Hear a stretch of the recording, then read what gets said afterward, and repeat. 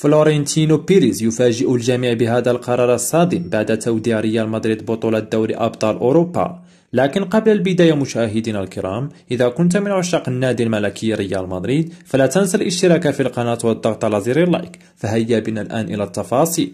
بعد توديع نادي ريال مدريد بطولة دوري أبطال أوروبا، ازداد الشك حول بقاء كارلو أنشيلوتي المدير الفني للفريق، حيث ودع الملكي بطولة دوري أبطال أوروبا مساء الأمس بعد الخسارة الكبيرة من نادي مانشستر سيتي بنتيجة 5 أهداف لهدف ذهابا وإيابا.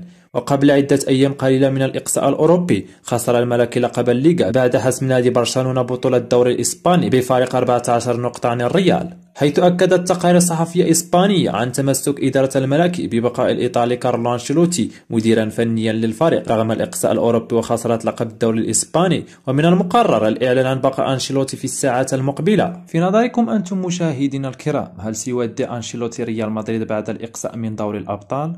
ننتظر آراءكم في التعاليق.